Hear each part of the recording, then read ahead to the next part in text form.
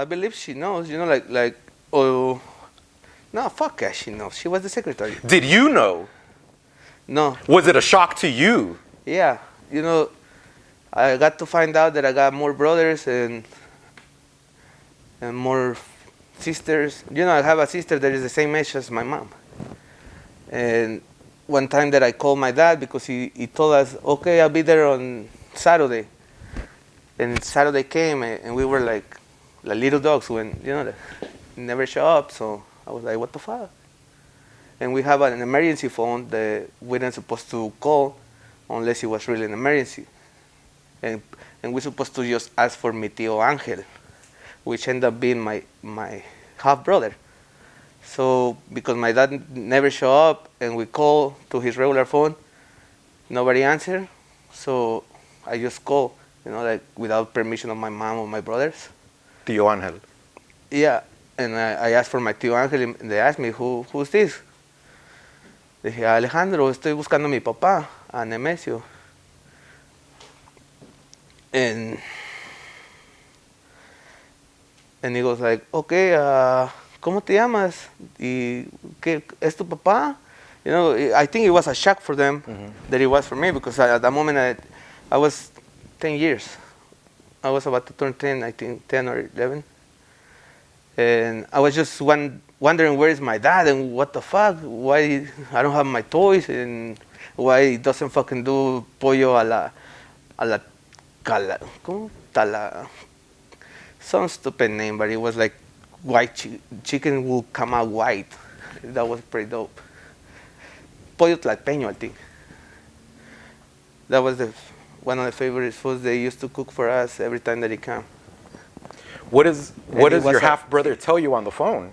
He was at the hospital, and he was there for a few of the time, and then I guess my half brother, which his name is Angel, he's a doctor, because all my family, like my half brothers, they all have like education, like all the way to become.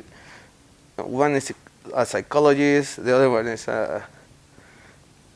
you name it, that my dad gave him education. My two brothers, my sister, my brother, and myself, we didn't get the same luck. We got to be the ones that struggle.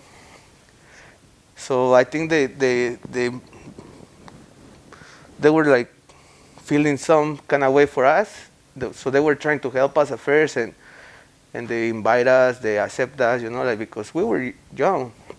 I was 10, my sister, I think it was 16, 17. It is hard for me to fucking say. It brings me memory. After the phone call, are you able to go see your father? Yeah. I was the last one that it was on a hospital that is called Centro Médico. It's a station of the subway over there, a main one, and they didn't want to let me in because I was too young, but I was slick already. So I made my way through security and I went straight to my dad's room, and I grabbed his hand, and his hand was watering because he got cancer, like he used to smoke a lot, like 2 packages a day. I'm going through the same.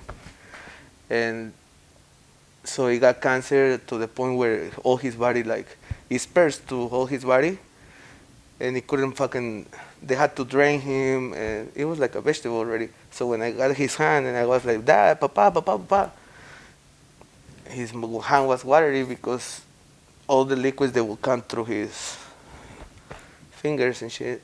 So, and he hadn't responded a few times, and he wouldn't respond, and that day that he responded, and he asked for, before they disconnect him, like that was the choice the oldest did.